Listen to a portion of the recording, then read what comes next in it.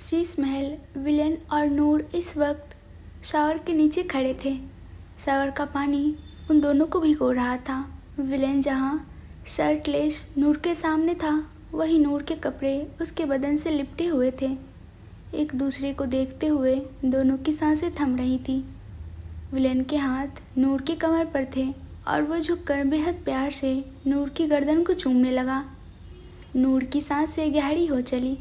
उसने अपने हाथ विलेन के कंधे पर कसा और मुश्किल से बोला, हीरो प्लीज़ मत करो ना, मुझे बर्दाश्त नहीं हो रहा। गुदगुदी सी लग रही। बोलते हुए उसकी आवाज़ में मदहोशी साफ झलक रही थी। विलेन की कड़ी भी उससे वैसे ही बर्दाश्त नहीं होती थी। नूर की बात सुन विलेन अब और इंटेंसिटी से उस पर अपना प्यार लुटाने लगा। उसके होठ जैसे ही नूर के सीने की ओर बढ़े, नूर ने उसके होठों पर अपने हाथ रख दिए। उसकी आंखों में देखते हुए सर नाम में हिलाकर बोली, प्लीज़ अब इससे आगे मत बढ़ो, मुझे थोड़ा वक्त चाहिए प्लीज़। नूर की आंखों में हल्की नमी उतर आई। विलेन ने अपनी आंखें बंद की और वापस आंखें खोल नूर के चेहरे को देखने लगा। उसने झुककर नूर के होठों को प्यार से छुआ और तुरंत पीछे हट शरारती मुस्कान के साथ बोला, अब जल्दी से निकलो बाहर, वरना मैंने कंट्रोल खोया तो फिर तुम रोक नहीं पाओगे मुझे। नूर ने हल्के हाथ से विलेन के सीने पर मारा और तुरंत वहाँ से भाग गई। उसके चेहरे पर आई शर्म की लाली जाने का नाम ही नहीं ले रही थी। वो बाहर आ गई, पर धड़कनों ने अब भी शोर मचाया था। अपने सीने पर हाथ रख वो एक बार मुस्कुराई और फिर खुद में शर्माते हुए वो क्लोजेट की ओर बढ़ गई। इधर शावर के नीचे विलेन अब भी खड़ा था, हाथ दीवार पर टिकाए, आंखें बंद किए। वो कुछ सोच रहा था। उसके चेहरे पर अब भी मुस्कान थी और अचानक वो मुस्कान खतरनाक हो गई। वो अपने बाल में हाथ घुमाते हुए खुद से बोला, ट ट ट अब क्या होगा तुम्हारा नूर सिंघानिया। बोलते हुए विलेन के एक्सप्रेशन काफ़ी इंटेंस थे। उसकी आंखों में कुछ ऐसा था जो नूर समझ नहीं पा रही थी, और यही शायद उसकी ज़िंदगी की सबसे बड़ी भूल होने वाली थी। कुछ ही देर में विलेन बाहर आया और तुरंत रेडी होने लगा। नूर जो रेडी होकर बेड पर बैठी थी, वो प्यार भरी नज़रों से विलेन को ही देख रही थी। दूसरी तरफ खुराना विला के पार्किंग एरिया में विधाता की गाड़ी रुकी। वह तुरंत बाहर निकले तो नज़र दरवाजे पर खड़े निष्कर्ष पर गई। उसके पीछे ही एक औरत खड़ी थी जिसने खादी की साड़ी पहनी थी। चेहरे पर तिरछी मुस्कान थी और वो विधाता की तरफ देख रही थी। विधाता पर नज़र पड़ते ही निष्कर्ष पीछे की ओर मुड़ा तो वो औरत जो उसकी माँ थी, उन्होंने अपने एक्सप्रेशन सुधारे। निष्कर्ष तुरंत अंदर गया। विधाता उस औरत के सामने आए तो वो विधाता के अंदर आते ही बोली, तो आखिर आज राज खोलने का सोच ही लिया तुमने। विधाता तिरछा मुस्कुराकर बोले, सही वक्त आने का इंतज़ार था, वो वक्त आया है तो मैं भी आ गया। बोल वो तुरंत निष्कर्ष के पीछे उसके कमरे में गए जहां उन्होंने उन्हें आने का इशारा किया था। कमरे में आते ही निष्कर्ष और विधाता आमने सामने सोफे पर बैठे। वो औरत जो वहां खड़ी थी, उन्होंने विधाता को देखते हुए, रीमा यहाँ बैठो तुम, माँ की क्या ज़रूरत है, उन्हें परेशान करना सही नहीं मिस्टर खुराना, निष्कर्ष ने कहा। तो विधाता ज़बरदस्ती रीमा को सोफे पर बैठाते हुए बोले, जिनकी बात हो उन्हें ही गायब रखोगे। निष्कर्ष ने भौहें उठाई तो विधाता शांति से बोले, इत्मीनान से बैठो बेटा, सब बताता हूँ तुम्हें। बेटा, इतना प्यार किस खुशी में, जहाँ तक मैं जानता हूँ चोर पुलिस का कभी कोई रिश्ता नहीं होता, निष्कर्ष ने व्यंग से कहा। तो विधाता मुस्कुराते हुए बोले, कानून के रिश्ते से ज़्यादा ऊपर हमारे खून का रिश्ता है। निष्कर्ष हैरान हुआ तो विधाता बोले, हैरान मत हो, मेरे ही बेटे हो, प्रूफ की ज़रूरत है तो कोई बात नहीं, वो भी मिल जाएगा, लेकिन इतना तो यकीन तुम्हें भी अपनी माँ पर होना चाहिए कि अगर वो कुछ बताए तो शायद सच ही हो। निष्कर्ष ने रीमा की ओर देखा तो रीमा ने सर हाँ में हिलाते हुए कहा, सच कह रहे हैं विधाता, तुम इनके ही बेटे हो। माफ़ करना, तुमसे ये सच आज तक छुपाया, लेकिन ये ज़रूरी था। नाजायज़ हूँ इसलिए क्या, निष्कर्ष ने अचानक से कहा। उसकी आवाज़ में गुस्सा और तकलीफ़ साफ नज़र आ रही थी। नाजायज़ हो इसलिए नहीं, बल्कि जान की पहचान थी इसलिए। अब विधाता ने कहा तो निष्कर्ष तुरंत गुस्से से खड़ा होते हुए बोला, मिस्टर खुराना, मेरा दिमाग पहले ही बहुत ख़राब है, आपके अजीज बेटे ने पहले ही मेरे रिश्ते का तमाशा बना दिया है और अब आप मुझे परेशान कर रहे हैं। आपको अपने बेटे की जान की परवाह होनी चाहिए, क्योंकि अब उनकी जान को मुझसे खतरा होने वाला है। मैं भी यही चाहता हूँ, फिक्र की ज़रूरत नहीं है। विधाता की बात सुन निष्कर्ष एक दफ़ा हैरान रहा। विधाता उसका हाथ पकड़ उसे अपने बगल में बैठाते हुए बोले, उस एक कोहिनूर ने सबकी ज़िंदगी बर्बाद कर रखी है। उसी की वजह से तुम बदनाम हुए। नूर तुम्हारी ज़िंदगी से गई। उसने विलेन को इतनी ताकत दे रखी है कि कोई उसे हरा नहीं पाता, और अब इसी चीज़ ने मेरी ज़िंदगी में भी तबाही लाई है। निष्कर्ष उन्हें चुपचाप देख रहा था और विधाता आगे बोले, शुरू से सब बताऊंगा, तब समझ आएगा। बात करीब 30-31 साल पहले की है। वो कोहिनूर जब इस अंधेरी दुनिया में लाया गया था, वो एक ऐसा ताज था जिसके सर पर जाता सारी दुनिया उसके कदमों में होती। और मेरा दोस्त नीरज सिंघानिया एक दूसरे के जिगरी दोस्त थे। वो कोहिनूर हमारे पास था और दुनिया हमारी मुट्ठी में, पर मैं तुम्हारी माँ रीमा के साथ एक वक्त पर बहुत बिजी हो गया। उसे जुड़वा बच्चे होने वाले थे और तब तुम दोनों का जन्म हुआ, दुर्लभ खुराना और निष्कर्ष खुराना। मेरी 2 औलादे जो आगे मेरी शान को बढ़ाने वाले थे। लेकिन उस वक्त नीरज ने हमें धोखा दिया और उस कोहिनूर को छिपा दिया। अंडरवर्ल्ड में ये बात फैल चुकी थी और ये बात साहत उसके हाथ चली गई। हम कुछ भी नहीं कर पाए, पर रीवा सिंघानिया को ये बात पसंद नहीं आई। वो रीमा की दोस्त थी। 10 साल तक हमने इंतज़ार किया, पर कुछ रास्ता नहीं मिला। रीवा प्रेग्नेंट थी और इसी बीच उसे मौका मिला। वो कोहिनूर तक पहुंचने का नक्शा लेकर भागी। उस वक्त दुर्लभ उसके साथ था और नीरज उसकी जान लेने को तुला था। उसे डर था कोहिनूर के खोने का। वो कोहिनूर जैसे खून का प्यासा था। उस पर जिसका खून एक बार चढ़ गया उसी का हो गया, और इसके अलावा कोई उसे छूता तो उस इंसान के साथ खत्म हो जाता उस कोहिनूर का अस्तित्व। इसलिए नीरज का डर बढ़ा हुआ था। ये बात रीवा को मालूम नहीं थी। उसने जंगल में ही नूर को जन्म दिया था। नूर, मेरी नूर, निष्कर्ष ने अचानक कहा तो विधाता हाँ में सर हिलाए। आगे बोले, उस वक्त रीवा हार मान चुकी थी। भागते भागते उसने दुर्लभ को वो कोहिनूर और नूर दोनों सौंपा। उसे विश्वास था दुर्लभ पर। वो दोनों वहाँ से चले गए, पर नीरज ने रीवा की जान ले ली और उसके बाद वो हमारे पीछे पड़ा था। तुम्हें बचाना आसान था क्योंकि तुम हमेशा बीमार रहते थे और नीरज ने कभी नहीं देखा था। मैंने तुम्हें रीवा को सौंपा और तुम्हें यहाँ से बचाकर खुद से दूर किया ताकि सुरक्षित रह सको। इधर दुर्लभ नूर के साथ कहाँ गया था मुझे पता नहीं चला। 8 साल बाद मिला वो मुझे। नूर उसके साथ नहीं थी, पर कोई नूर उसी के पास था। तब से उस अंधेरी दुनिया में उसी का राज था। फिर मेरी एक गलती से वो कोहिनूर पुलिस के हाथ लगा, मगर विलेन ने उसे वापस पा ही लिया। मगर इस चक्कर में तुम फंस गए। अब वो कोहिनूर एक भूल भुलैया के अंदर है। वहाँ तक पहुँचना लगभग नामुमकिन है, और अगर पहुँच गई तो गलती से कोहिनूर को छू भी लिया तो तुम्हारी आखिरी गलती होगी। निष्कर्ष कुछ सोचते हुए बोले, उस कोहिनूर के जरिए विलेन, मेरा मतलब है दुर्लभ, इस काली दुनिया का राजा बना। मतलब उस कोहिनूर पर उसका रंग चढ़ा है। जो कोहिनूर की तलब रखेगा उसे दुर्लभ को मारना पड़ेगा। विधाता फिर से बोले, नहीं, दुर्लभ ने कोहिनूर नूर को सौंपा है, और इसका मतलब तुम समझ ही रहे हो। पर ये इतना आसान नहीं है।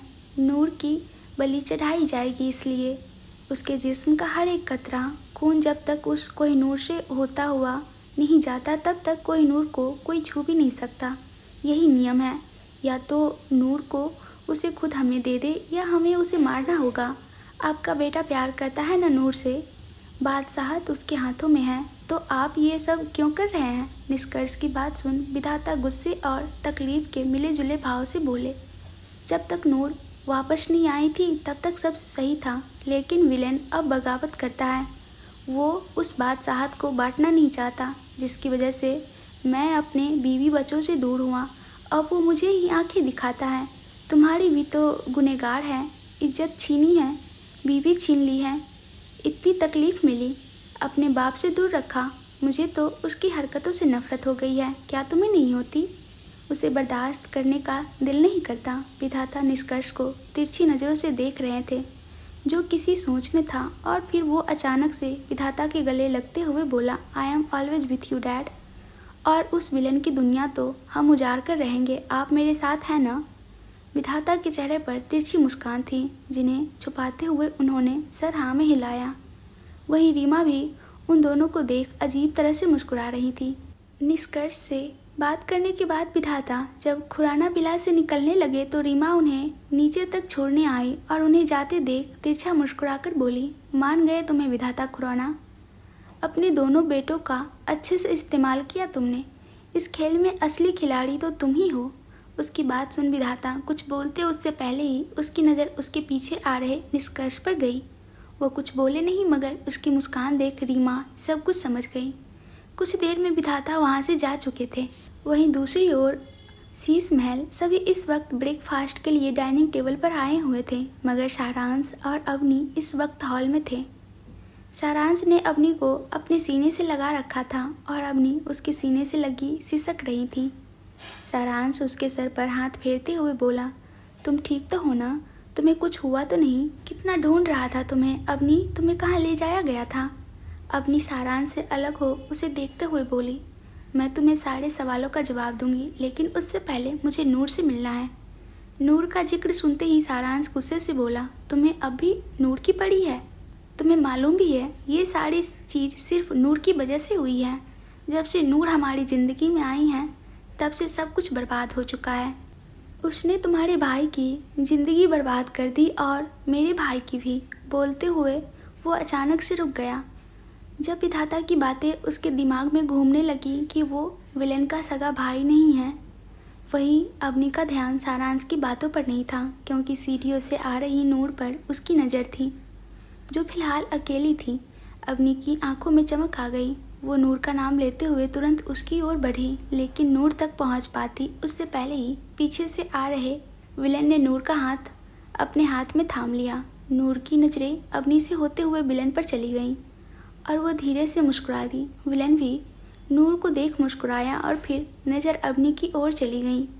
उसकी तेज नज़रों को देख अवनी आगे कुछ बोल नहीं पाई। वहीं नूर विलन के साथ डाइनिंग टेबल की ओर आई। सभी लोग शीश महल वापस आ चुके थे। ये चीज़ देख पूर्वी और नम्रत की खुशी सातवें आसमान पर थी। वो सभी की ओर देखते हुए बोली, चलो अच्छा है, आज सब एक साथ ब्रेकफास्ट करते हैं।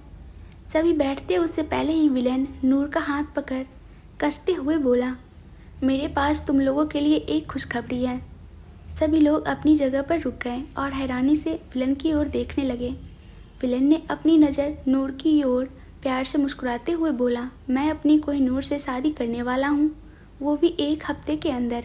सूरत की बाहरी इलाके में एक बेहद अंधेरा कमरा था, जहाँ रोशनी का नामो निशान नहीं था, लेकिन किसी के जूते की खटखट वहाँ गूंज रही थी, जैसे कोई इंसान इधर उधर चल रहा है।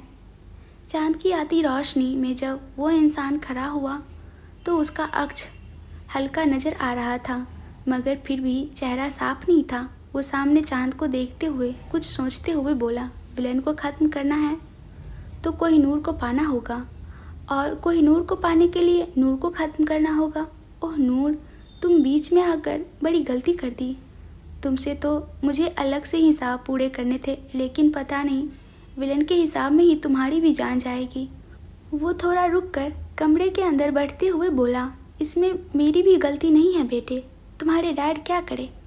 तुम्हारी मॉम ने ही जाने से पहले इतनी गुत्थियाँ उलझा दी हैं कि सुलझाते सुलझाते तुम्हारे डैड खुद उलझ गए हैं, और इन उलझनों को अब तुम्हारी मौत ये सारा किस्सा ही ख़त्म कर देगी। बोलते हुए निर्वाण सिंघानिया अचानक से हंस पड़ा। उसकी हंसी काफ़ी खतरनाक लग रही थी, जैसे आने वाले तूफान से आगाह कर रही हो। दूसरी ओर शीश महल विलेन की अनाउंसमेंट सुन सब आंखें फाड़े विलेन को देख रहे थे। जहाँ किसी के चेहरे पर मुस्कान थी तो कोई गुस्से से तिल मिला रहा था। पूर्वी, नम्रत, अबीर और झमिया ये चारों विलेन और नूर के लिए काफ़ी खुश थे। वहीं अवनी तो ये खबर सुनते ही शॉक्ड हो गई थी। उसके अलावा पर्व, पुष्कर और सारांश भी खबर सुनते ही गुस्से से तिल मिला उठे थे।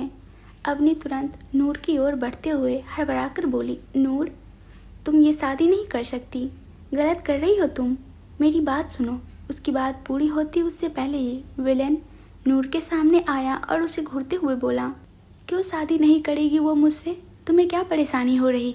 सिर्फ इसलिए कि वो तुम्हारे भाई का काम पूरा नहीं कर पाई? पर फिक्र मत करो, तुम्हारे भाई की जान बख्श दी है मैंने।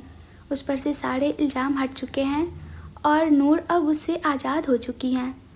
डाइवर्स हो चुका है उसका। तो नूर पूरी तरीके से मेरी आखिरी वार्निंग है, तुम्हें और तुम्हारे भाई को धमकी ही समझो। अगर तुम लोगों ने मिलकर मेरी को ही नूर की ज़िंदगी में कोई तहलका मचाने की सोची ना, आई एम श्योर तुम्हें ज़मीन में गाड़ने में एक वक्त नहीं लगेगा। बोलते हुए विलेन के चेहरे पर बेहिसाब गुस्सा था। विलेन के चेहरे पर जो गुस्सा तिलमिला रहा था वो इस बात पर नहीं कि अपनी नूर को शादी करने से रोक रही हैं, बल्कि इस बात पर कि जो राज अवनी को मालूम है वो नूर को बताने से तड़प रही हैं और किसी भी तरह विलेन को अवनी को शांत करना था। अवनी भी सहम कर एक कदम पीछे हुई तो सारांश उसको पीछे करते हुए सामने आया। विलन की आंखों में आंखें डाल बोला, आप ऐसे कैसे अवनी से बात कर सकते हैं भाई? अवनी अकेली नहीं जो आप उसे कुछ भी सुनाओगे और उसके साथ कुछ भी कर जाओगे, उसके साथ मैं हमेशा खड़ा हूँ और यहाँ मौजूदगी किसी की भी आपकी शादी में टांग अड़ाने की कोई ज़रूरत नहीं है। आप जो कर रहे हैं आपको देखकर सब खुश है, कोई आप में इंटरफेयर नहीं कर रहा। दूसरों की ज़िंदगी में इंटरफेयर करना आपके लिए भी सही नहीं है। ये बोलते हुए सारांश का इशारा उस ओर था जब विलेन ने अवनी को गोली मारी थी, यह कहकर कि अवनी सारांश की ज़िंदगी के लिए सही नहीं है। विलेन सारांश को देख तिरछा मुस्कुराया और फिर नूर के साथ डाइनिंग टेबल की ओर बढ़ते हुए बोला, तुम्हें क्या करना है क्या नहीं ये तुम मुझे नहीं बताओगे। मुझे अपने काम कैसे करने हैं और कैसे क्यों करने हैं ये मैं अच्छी तरह से जानता हूँ। बेहतर हो अपना दिमाग खुद तक ही चलाओ। वो नूर के साथ डाइनिंग टेबल पर बैठा। सब वहाँ बैठ चुके थे। काफ़ी तमाशा हो चुका था, इसलिए किसी ने कुछ आगे नहीं कहा। सब चुपचाप ब्रेकफास्ट करने लगे। ब्रेकफास्ट करने के बाद विलन नूर की ओर देखते हुए बोला, तुम्हें कोई काम हो तो कर लो, वरना आराम करना, मैं कुछ देर में आता हूँ। बोलकर उसने नूर के माथे को प्यार से चूमा और बाहर की ओर चला गया। उसके जाने के बाद पूर्वी और नम्रित ने भी उन्हें बधाइयाँ दी और जल्द ही शादी की तैयारी शुरू करने की बात कहकर चले गए। अबीर और जमिया भी इस खबर से खुश थे। वो लोग भी वहाँ से जा चुके थे। अब वहाँ पर सिर्फ पर्व था। पुष्कर भी विलन के साथ जा चुका था। नूर ने एक नज़र पर्व को देखा। उसकी नज़रों में ही गुस्सा साफ झलक रहा था। नूर ने तुरंत नज़र फेरी और हॉल की ओर बढ़ी। तभी पर्व उसे आवाज़ लगाई, तुम्हें नहीं लगता विलेन की ज़िंदगी तुम बर्बाद कर रही हो? नूर उसे देख बोली, और तुम्हें ऐसा क्यों लग रहा? पर्व उसे देख सार्कास्टिक वे में बोला, एक मिस्ट्रेस कभी किसी की बीवी नहीं बनती और तुम क्या हो ये तुम बेहतर तरीके से जानती हो। नूर के चेहरे का रंग उड़ गया। उसे नहीं लगा था कि पर्व कभी सामने से आकर उसे इस तरीके से बातें कहेगा। हालांकि वो जानती थी कि पर्व को वो फूटी आंख नहीं भाती थी, लेकिन इस तरह की बातें वो गुस्से से पर्व को देख बोली, माइंड योर लैंग्वेज पर्व, मुझे नहीं लगता दुर्लभ को तुम्हारी ये बातें कभी पसंद आएगी। पर्व व्यंग भरी हंसी हंसता हुआ बोला, दुर्लभ? हाँ, आखिर उसी के नाम पर तो तुम इतना उड़ रही हो, वरना आखिर तुम्हारी औकात क्या है और तुम्हारी नीयत, वो तो तुम्हारी औकात से भी ज़्यादा गिरी है। ये मालूम होते हुए कि दुर्लभ की शादी उर्मी से हो चुकी है, तुम उसकी ज़िंदगी में आई, उससे अपनी करीबियाँ बढ़ाने लगी। तुमने उर्मी से डाइवोर्स करवा दिया उसका, उससे शादी के सपने भी देख रही हो अब। बोलते हुए पर्व गुस्से से काँप रहा था। नूर को भी उसकी बातें जरा भी नहीं भा रही थी। नूर तुरंत गुस्से से बोली, तुम्हें बड़ा पता है सब कुछ, आखिर जानती भी क्या हो किसी की ज़िंदगी के बारे में तुम? विलेन कभी उर्मी से प्यार नहीं करता था, वो तो हमेशा से। पर्व उसे रोक कर बोला, तुम तो निष्कर्ष से प्यार करती थी ना? तब तो उसके प्यार के भरोसे तुम विलेन से टकराने पहुंच गई, उसकी अमानत उससे छीनने पहुंच गई। मुझे किसी की ज़िंदगी के बारे में पता हो या ना हो, लेकिन तुम्हारी ज़िंदगी के बारे में मैं सब कुछ जानता हूँ। तुमने निष्कर्ष से शादी की ताकि तुम्हें समाज में इज्जत मिल सके, जबकि तुम एक अनाथ थी। निष्कर्ष पर चोरी का इल्ज़ाम लगा तब तुम मुंह उठाकर विलेन के पास आ गई। तुम्हें उस कोहिनूर से ज़्यादा उसकी दौलत चाहिए थी, वरना अगर मकसद इतना पक्का था तो इतना मुश्किल नहीं था विलेन की जान लेकर उस कोहिनूर को हासिल करना। नूर आंखें फाड़े पर्व को देख रही थी। वो क्या बोले जा रहा था, गुस्से में इस बात का पर्व को भी अंदाजा नहीं था। पर्व नूर की ओर बढ़ते हुए बोला, और आखिर में तुम्हें जो चाहिए था तुमने ले ही लिया। विलेन को उसके अपनों से दूर करके उसके दौलत पर भी अपना कब्जा जमा लिया, और वो कोहिनूर भी हथिया लिया। आखिर तुमने विलेन से यह सब कुछ छीन लिया ना। नूर को पर्व की बातों पर गुस्सा आ रहा था। उसके पास भी जवाब देने को बहुत कुछ था।